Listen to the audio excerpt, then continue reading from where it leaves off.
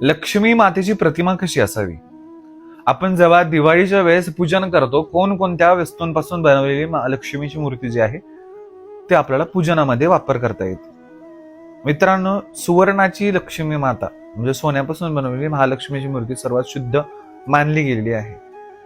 त्याच सोबत मातीपासून बनवलेली लक्ष्मी देखील सोन्या एवढंच महत्व ठेवत असते.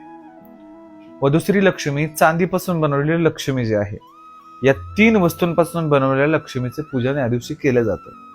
पीओपीचा जो प्रकार आहे तो देखील एक मातीचाच प्रकार आहे, म्हणून ते देखील आपल्याला पूजेमध्ये वापर करता येते. 5 दिवसानंतर किंवा दुसऱ्या दिवशी या लक्ष्मीचं जे आहे ते विसर्जन करणं खूप आवश्यक आहे. बरेचसे जण दुकानांमध्ये किंवा घरामध्ये या मातीच्या मूर्त्या ज्या आहेत त्या ठेवत असतात. ती उत्सव कालाची मूर्ती असते, त्याचा एक कालावधी असतो.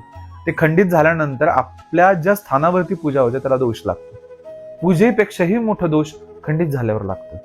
त्यामुळं दुसऱ्या दिवशी उत्तर पूजा करून किंवा 5 दिवसानंतर उत्तर पूजा करून आपल्याला त्या श्री प्रतिमेचं मूर्तीचं विसर्जन जे आहे ते एखाद्या शुद्ध जलामध्ये करायचं आहे. मित्रांनो, अहिल्यानगर काळमाता तुळजाभवानी देवस्थान पोखर्डी गार्डन दीपावली बद्दल अशा बऱ्याचशा गोष्टी तुम्हाला माहिती देणार आहे, म्हणून चॅनलला सबस्क्राईब, फॉलो, लाईक अवश्य करा.